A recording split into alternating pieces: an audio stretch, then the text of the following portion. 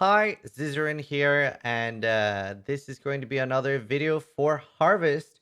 So GGG just put out a Path of Exile Harvest, cultivating your garden and crafting outcome. So the first part, and you might notice this is a very long document, and I know a lot of you guys might not want to read all of it, especially not all the crafting things, because it details pretty much everything and what they each do. So I just finished reading through all of this, and I was just sitting here off stream making build guides, and read through this, and I figured I would make like a TLDR. I'm going to skip the how to do the growing stuff because A, that's probably going to be self-explanatory, and B, that's fine for you guys to read. What I really want to do is talk a lot about the crafting and some special ways to like use this and which ones are going to be really great. And there are some like really cool stuff here.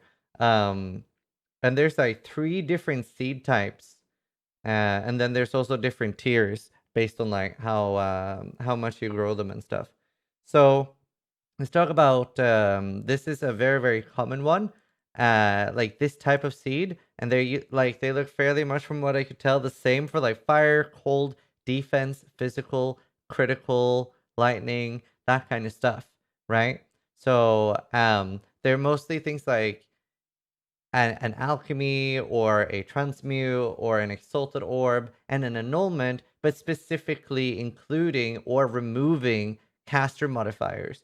So, for example, if you have a really good item, like let's say you have a really good weapon, but it has a crit modifier, or a really good wand and it has a crit modifier, and you really want to remove that crit modifier, and for example, you have this for crit as well. Remove a random critical modifier from an item. If that's the only critical modifier, then that's the one that's gonna go. So with these like targeted annulments, it's really strong for crafting. And you do have like targeted ads as well, like or targeted exalts basically, where you can have I think it'll be really strong with items, for example, Crusader with the like physical ad, where there's very few prefixes that are great. And then adding and removing as you craft. So I think we're going to see a lot of crazy items just from that alone. And they're all pretty much the same here as well. Like remove a caster modifier and add a new one. So very cool stuff here for those different types. There's the physical one as well, and we'll mostly skip through those, right? Because they're all the same with all those things that I just talked about. Now we do have like a Chrome thing here. This is great, and I can't like say this enough, but like so much of this is just like insanely strong for solo self-found. And the more we go into it, just so strong for solo self-found. Here we have like the chrome things. Reforge a non-red, turning it red. So this is gonna be really good for off colors, or eventually turning it completely like with just white sockets, because this doesn't say that it can't be used on anything that already has like 1 or 2 white sockets. So hopefully by recrafting this, you'll eventually get 6 white items if that's what you want. There's the fire one. Um, Here is sort of like an automating machine. So for example, the first one reforges the number of sockets on an item 10 times, and then if it hits 5 sockets once, and the other things are like 4 below, it'll keep the 5 socket. If it hits 6 sockets, so it's like using multiple 10 jewelers and taking the best outcome. And that's the same for like a few other things.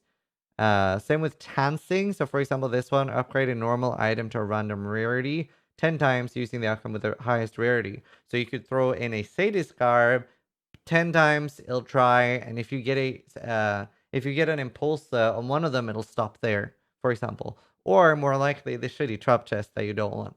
But so all of those very similar to that.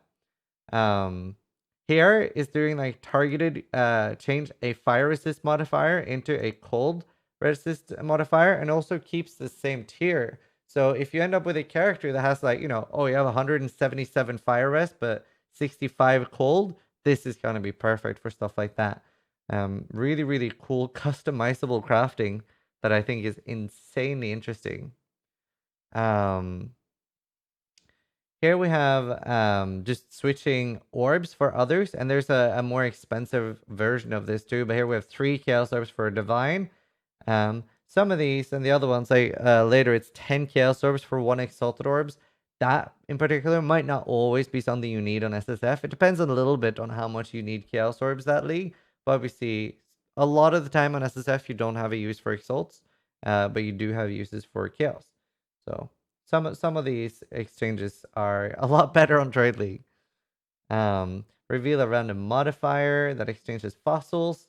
So for example, you could take 10 cheap of anything of these and turn it into the same same type. So you could here take 10 like sepia oils and get really lucky and get 10 gold oils back, or like 10 catalysts that are like the cheaper ones, like the stat catalysts, or get fertile or prismatic catalysts back. So keeping a stack of the cheaper ones handy is going to be very, very useful here. Essences as well. And it keeps the same tier. So maybe you have like a lot of the accuracy ones or something. Lots of cool here. Here's just sacrificing a map, getting then like a free, notably no beyond, but a free like that you can get. For example, Parandas for free on your map device. So that's pretty cool. Reroll a rare item, keeping all prefixes. So, if you have, there's probably going to be like more exciting stuff that we can do with that, but it can be a little bit risky because you could end up getting full suffixes when you recraft it. So maybe you already have an item that has like perfect prefixes and then 2 or 3 bad suffixes. Actually, you know what? I just thought that's actually great for the opposite of that, for actually freeing up the suffixes. So if you do have an item that has 6 stats, but the prefixes are perfect, then doing this could end up maybe having 1, 2, or 3 suffixes and then making metacrafting easier. So I just realized that this is actually both very, very, very strong. And here, reroll a rare item, being much less likely to receive the same modifier types. So maybe if you want like a full fizz item, you throw in an item that has like full spellcaster stuff on it, or full elemental damage if you're crafting weapons. This one as well, also fairly interesting. Reroll a rare item, being much more likely to receive the same modifier types. So say you actually do, say you're like chaos or essence crafting and you really want like a fist coronal maul, but you end up hitting super low flat fist, super low percentage fist, and also attack speed. Then throwing it in here, you're very likely to hit fist, flat fist, and attack speed, but maybe you hit them at all the highest rolls. So all of those very cool for different uses. Here, you can basically farm the daily missions. Like you sacrifice a map and you get 3, 3, 3, 3, or 1. Very, very cool. Again, really good for SSF. Here, not sure how these are going to work. Sacrifice a weapon or armor to create a belt with similar modifiers. I do hope that they're still going to have a chance to get life, for example, and a belt ring around with it, even though they can't get those. But, they'll probably just be, hey, this has a fist thing. They will get fist things. So that's going to be... That seems a little bit more similar to Guff and Betrayal, where it might not be that practical, but we'll see.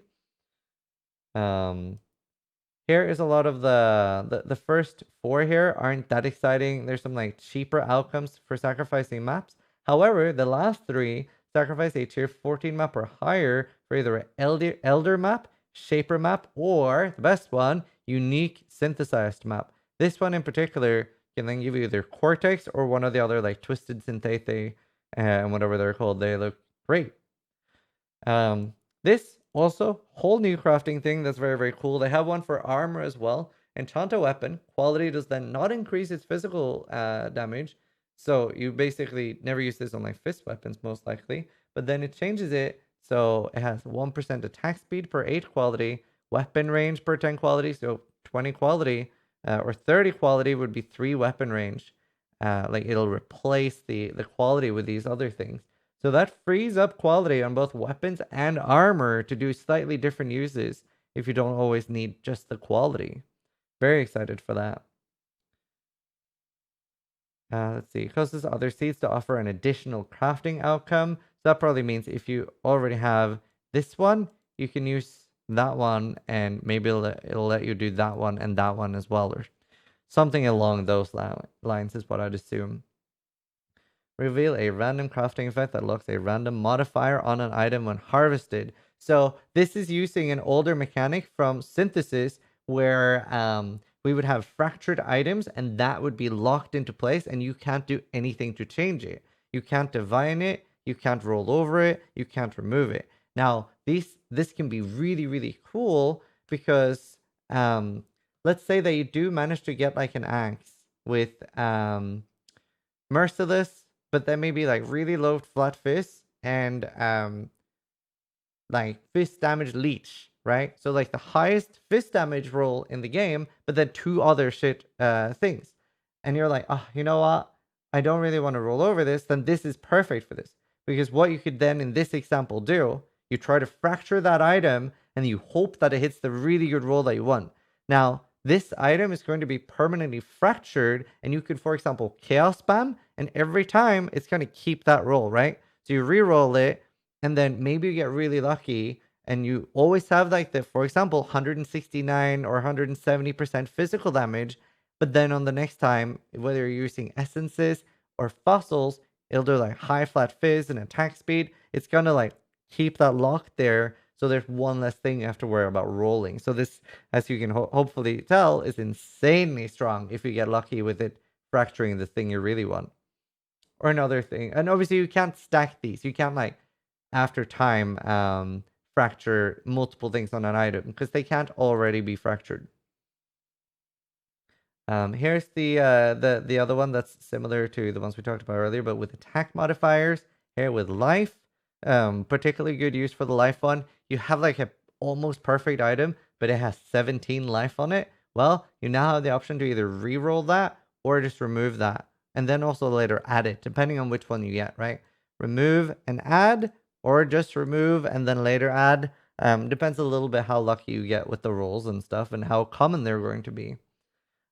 This one, very straightforward, sets an item to 3, 4, 5, or 6 sockets. There's one for links as well, and I'm guessing obviously they're going to be more rare. So you're probably more likely to get 3, 4, 5, and very unlikely to get 6. Same one as the others with cold or speed modifiers. This is going to be really, really good for getting 30 and 35% movement speed on boots.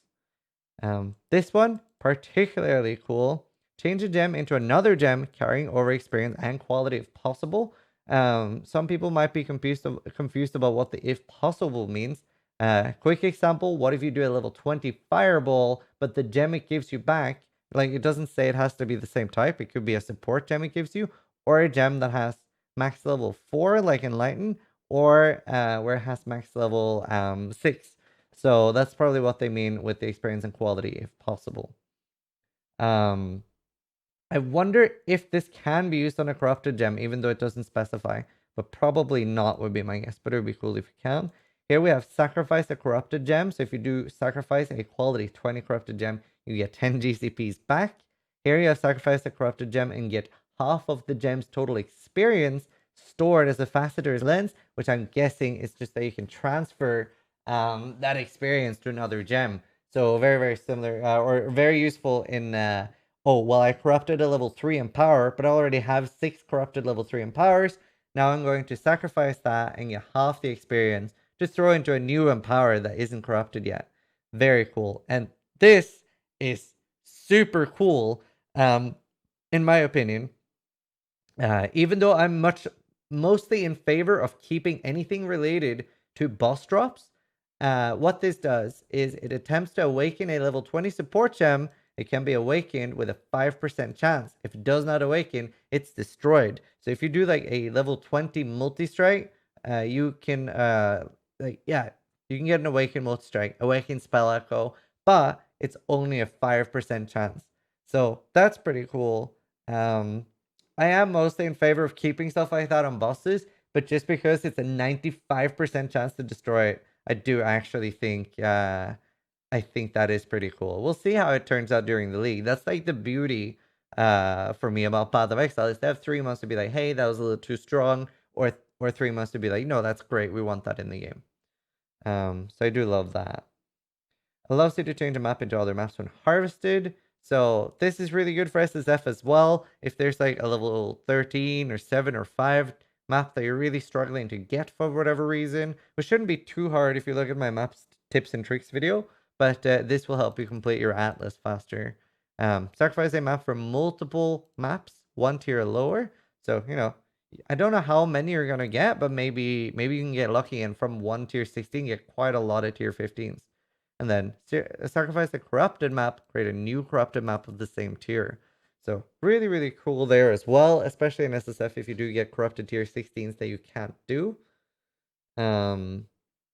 Here are like new implicits for jewels. I can't remember if this is already like said that I think they showed some of them, and I think they're all new types of implicits, not like the ones we have now with corrupting blood and stuff. So I think they're all new, especially for this. This least favorite thing, I think this looks incredibly boring. Enchant a flask with a modifier that increases duration, effect, charges, or charges used, but the magnitude of this effect decreases with each use. Now, obviously, depends a little bit on how fast they decrease, but that doesn't sound particularly exciting because I'm mostly like spamming my flasks. Maybe it's really nice for bosses. I don't know, but like at face value, that's the one I'm the least excited for. Enchant a non-unique map with has additional Zana modifier, Zana modifier for crafting bench. So that's like, you know, you can get breach for free and stuff like that. And just like additional from normal. It seems like we can like create super maps. Depends a little bit on if they stack or not. Maybe you can't use these twice. Map does not consume sexton charges. Is incredibly strong. Without going in too much to depth, a lot of people are going to be trying to get maps that have both Nemesis and Beyond rolled on it and save it on that. Sadly, you can't get Beyond at all, it seems, from the map device, even through Harvest. So it's just the one you can roll on maps and just the one from Sextons. So you can't go as crazy with the Nemesis Sexton. Map has a Val side area, and Mapos is surrounded by tormented spirits. Wonder how many. Maybe it'll be random. Here's the one I talked about with, for example, 10 Chaos Orbs for 10 Exalts. A lot of these can be pretty useful depending on what you need on SSF. And pretty great for Trade League. Obviously, 10C is always worth it for an Exalted Orb on Trade League. But on SSF, you can very, very easily get way more than you actually need. And Chaos are a bit harder to like actually get unless you're doing Chaos Recipe. Allows you to enhance specialized currency a certain way. So here, upgrade the tier of an essence. So if you really need like deafening greeds, things like that, really, really cool. It'd be cool if they had like a hidden special effect on the horror, insanity, that kind of stuff. Exchange a resonator for a fossil or vice versa. Rare outcomes are more likely with rare inputs. So, you know, if you put in a prime resonator or you want a prime resonator, you're going to need a rare fossil, for example. That looks pretty cool as well. Upgrade an oil into a higher tier. Now, I wonder if that means that you can put in a sepia for a chance of a gold, or if you have to put in a silver and then that'll guarantee a gold. So that'll be interesting. And here, upgrade an engineer orb with an infused engineer orb. No idea what that is. Allow you to modify a scarab. Change the scarab to another scarab of the same rarity. Attempt to upgrade a scarab with a chance for it to become winged. They've shown like some really, really cool special scarabs. Like, for example, the Legion one that spawns 2 Legion monoliths, and they're all like fully upgraded. So great stuff here. And splitting a scarab into 2 scarabs of lower rarity. So if you, for some reason, don't want to use gildeds, that could be pretty great too. Or maybe if you end up splitting them just to upgrade them later. We'll see how we end up with that. Allow you to upgrade an offering. So 3 new like Uber labs or special labs. Obviously, these are not going to have like new ascendancy points. These are all going to be either related to probably enchants, loot. Maybe one of them is going to be currency, just drops and enchants, stuff like that. We don't know, and I'm guessing / hoping that they're going to be really, really difficult as well because they're not going to be mandatory. So content like that is cool. Here you get 10 random wild and primal harvest outcomes. So that's just going to spam you with a lot of crafts you're able to do at once, I think. Here allows you to give an item a synthesized implicit. There are some insanely strong synthesized implicits. There's on maces, maybe staves as well. Maybe it's just maces and scepters that can get a fist explosion that's incredibly strong. You can get permanent onslaught on boots. Some really good stuff. And I do wonder I do wonder if it's going to give you or be based on item level, so you do need item level 86 for the really powerful ones. We'll find that out pretty quickly. More of the the similar ones that are like very, very samey with like the defense and lightning, chaos down there. Here we have the reforge one, same as the sockets, but now with links. Here we have like the sort of like, this is like the incursion unique transfer thing. So here, any unique into another random unique, into a random unique weapon, and here like of the same type. So it would take any belt into other belt, any jewel into any other jewel. A lot of cool stuff like that. Just easier chance for the uniques you need on Soul Self-Fun in particular. Change a divination card into another divination card, and this one, the middle one, is particularly cool. Sacrifice up to half a stack of divination cards to receive between 0 and twice that amount of the same card. So maybe you've gotten lucky, and like this could be cool on, again, SSF for one use, where maybe you've gotten half of a stack, or maybe the card only has like 2 cards, and you found one, but you know the other one is really rare, and you sacrifice the 1 out of 2 and hope for that you get the 2 back and not 0. You can see some really cool clips coming from content creators here too, with throwing in half a set of doctors and getting a full set or more back, or like more than you threw in anyway.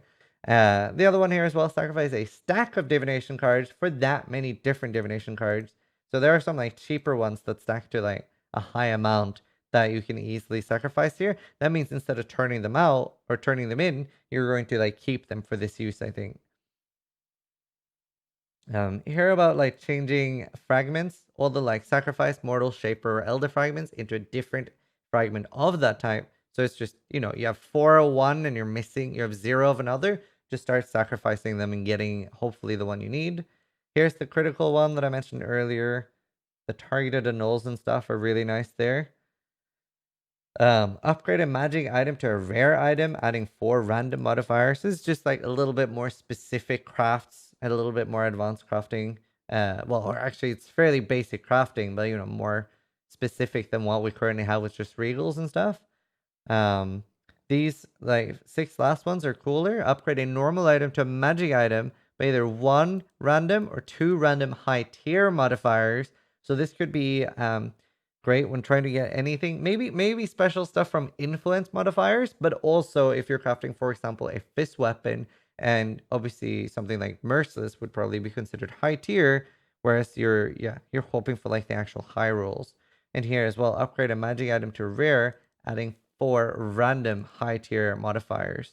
So really cool chances to get some spicy, awesome items here. I'm very excited for all the crafting stuff, if you can't tell. Reroll the prefixes on a rare item. I wonder if that like is actually like that sounds a little bit bonkers, because in my head that means that you have like really low tiers of flat fist or percentage fist, and it'll reroll them, and you have a big chance to get merciless and flaring, which is like the highest ones. Because obviously this sounds like it's gonna bypass the tier system. This is something people have talked about and suggested for a lot of the time in Path of Exile, and a lot have been like, that sounds too broken, because this doesn't just sound like divining. But it could also be just that it's divining them, but with a lucky roll. But it doesn't. I think it sounds more like the tier skip that we've said as being too overpowered to have in the game. But we'll see. Obviously, a lot of this is not sure until you actually see it. Reroll the values of prefix and suffix and implicits. So this is just reroll the values. See, so that's again why I think that it's actually bypassing the tier, because it's not the values, it's the actual prefixes. Augment a rare item with a new modifier with lucky modifier values, and lucky is generally that it rolls it twice and takes the higher roll, or at least gives you a better chance. Change the pale chord key. So very, very similar to the other stuff for like the elder fragments. If you have several of one but you're missing another, then that's great for that. And here we have that you can change, for example, a breach stone. So soft breachstone or ash breachstone, and hope to get a Chayula. And here, if you have like a more common timeless emblem, you can hope to get a more rare one. So a lot of very useful stuff for SSF. It's incredible. Honestly, a really, really good league to try it out if you haven't. Change a unique item into Parandus coins. And then rare items are worth more Parandus coins. I hope it's very static so that a Comb's Heart will always be, for example, 7,345 or whatever. Imagine if that's the actual number. But yeah, because then we can actually see and get a fixed value for which item is exactly tier 1, tier 2, and tier 3 rarity. But I think it will be a variable because like the Parandus system had like a mirror was either 30 to 15,000 coins, for example.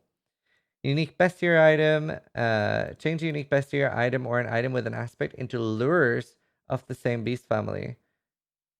So lures, I'm not 100%.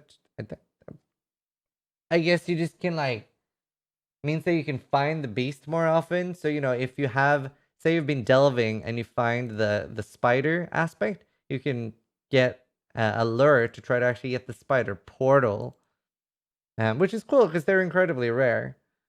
Change a harbinger unique or unique piece into a random beachhead map. Pretty cool as well. All these three is basically craft your own influence item. So incredibly strong where you really want, for example, item level 86 Crusader chest. Then you would throw in this here with anything, and I wonder if it's going to add an influence modifier as well, or just the influence.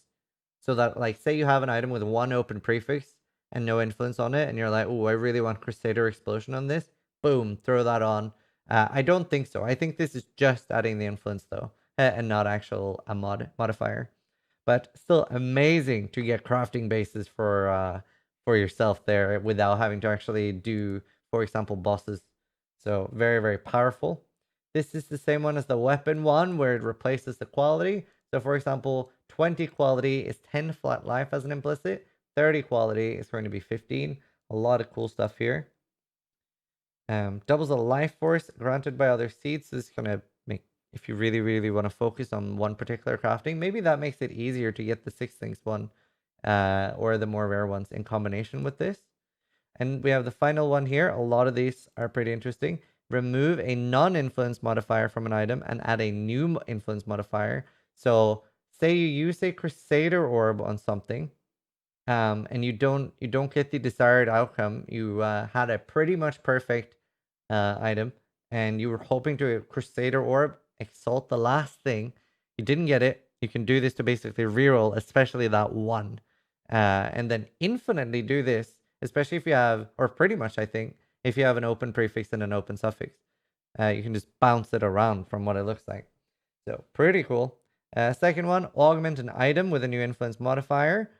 A lot of these are incredibly strong as well, and it will be interesting to see how they react with the metacrafts. Like, cannot roll attack mods, prefixes cannot be changed. A lot of the time, they sometimes forget about them. Probably won't now because they've forgotten about them a lot in the past, and that has caused a lot of overpowered stuff. But there's always next time. Remove a random influence modifier from an item. So if you only have one, it's going to remove that one, which can be very, very powerful. Randomize the numeric value of the random. So this is like specifically divining only the influence modifier. So maybe you've gotten lucky and divined everything else perfectly, but that 1 or 2 influence stats won't divine properly. Well, now you can. And again, same as the earlier. Oh, actually, yeah, I mixed them up a little bit. This the first and the sixth one. So when I said about remove, this one is remove a random influence modifier and add a new influence modifier.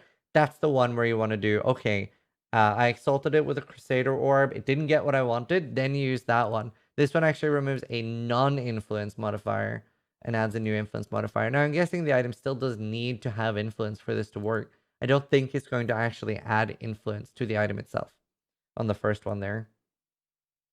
And here, Reforge a rare item with new random modifiers, including an influence modifier, and the influence modifiers are more common. So this could be really cool where there's maybe like multiple influence modifiers you want, like maybe something like you want reservation, +1 gems. The Chaos Hunter influence, if you want like +1 int and +1 chaos gems, that seems more likely with that as well. And here, augment an item with new influence modifiers with lucky value. So again, lucky, just a better chance to get what you want. So I just wanted to quickly go through that. I know a lot of people are really stressed out by crafting and aren't going to know which ones are the best ones to look for. So I wanted to like explain a little bit more in depth about which ones are the ones I'm excited for and why. I hope this helps you guys. It is currently 3 a.m. for me, and I wish you all the best of luck in Harvest. Thanks for watching, and try to die less than I do.